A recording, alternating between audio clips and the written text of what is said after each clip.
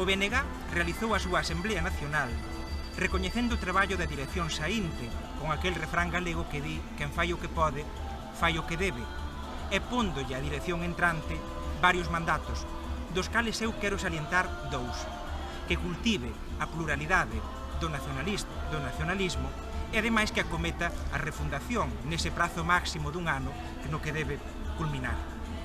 Non van ser meses fáciles, mesmo porque neste período tal vez se abran as urnas mesmo 2 veces.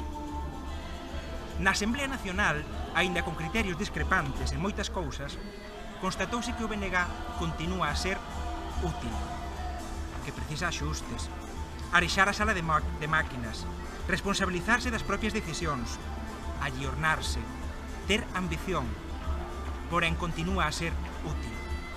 Útil para Galiza, non só para as nacionalistas e para os nacionalistas. É útil mesmo pola súa capacidade de traballo, mesmo polo reto que para os demais supón a súa existencia. Un bo contraste é que esta semana foron noticia as primeiras iniciativas das 6 deputadas e deputados de En Marea. Compárese co traballo realizado desde 1996.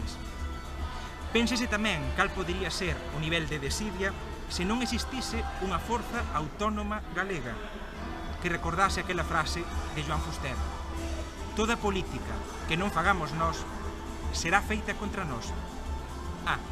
Joan Fuster, sí, era valenciano.